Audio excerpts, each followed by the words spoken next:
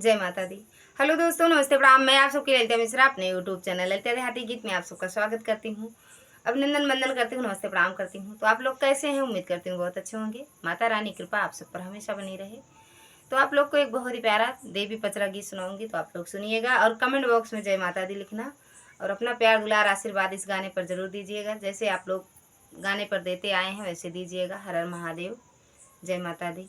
हो बनल रहे नई हर वाहे मैया, बनल रहे ससुरवा, बनल रहे नई हर वाहे मैया, बनल रहे ससुरवा। ऐसन सजना दीहू हे मैया, साजल रहे सिंदूरवा। ऐसन सजना दीहू हे मैया, साजल रहे सिंदूरवा।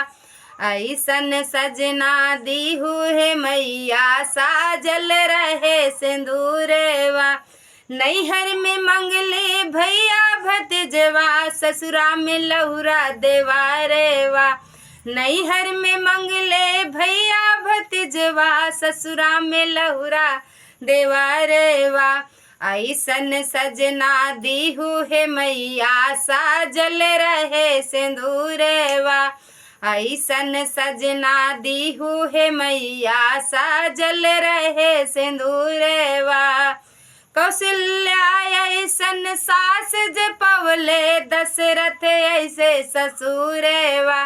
कौशल्या ऐसे सास जे पवले, दशरथ ऐसे ससुरवा।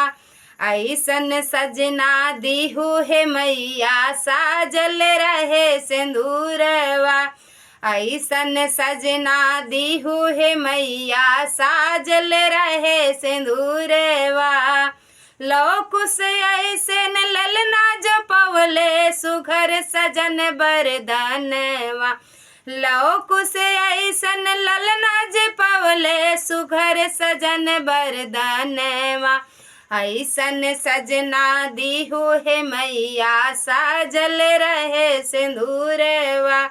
ऐसन सजना दीहू हे मैया, साजल रहे सिंदूरवा। ऐसन सजना दीहू हे मैया।